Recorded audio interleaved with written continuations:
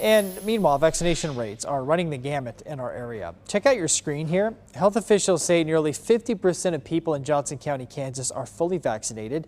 It is 40% in Clay County. Kansas City, Missouri, Jackson County and Platte County are above 35%. Cass and Wyandotte counties are lower. They are now above 31%.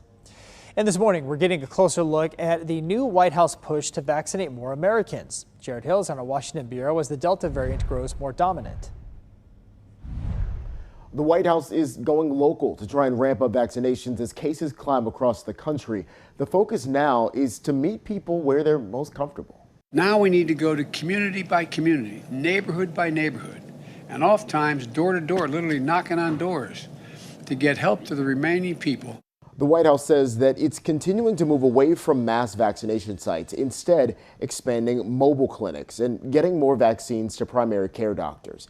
This new push is in response to an increase in cases linked to the more transmissible Delta variant, specifically in parts of the Southeast and Midwest where sometimes less than half of the population is vaccinated, places where already more people have been sent to the hospital.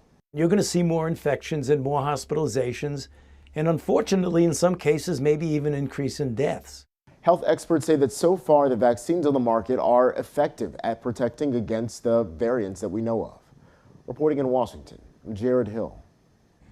Well, a number of viewers have asked us, if you get a coronavirus vaccine, what are your chances of still getting COVID-19? Well, doctors at the University of Kansas Health System say breakthrough cases can happen, but sometimes they say they have nothing to do with the vaccine and more to do with the individual patient. Anecdotally, here at the health system, we have seen breakthrough infections, but yes, those patients generally are older, so 65 and above, and they most all the time have comorbidities. Well, doctors say the main point of vaccinations is to decrease and fight the whole spectrum of disease from mild symptoms to hospitalization. So even if a vaccinated person gets COVID-19, they have a better time of fighting it. Well, as you can imagine, doctors and nurses are feeling the burnout after nearly a year and a half of treating COVID patients. In the ICU at St. Luke's, staff are right in the middle of a wave of Delta infections. They're seeing more young, unvaccinated people getting sick. Well, for them, all they can do is hope that folks get their shots so they can navigate a way out. I'm an optimist. Yeah, I mean, I'm hopeful. I'm always hopeful that we'll continue to just do good things as a community. I'm always hopeful that we'll continue to take care of each other. Well, 52 people are being treated for COVID at St. Luke's, the most they have seen since February.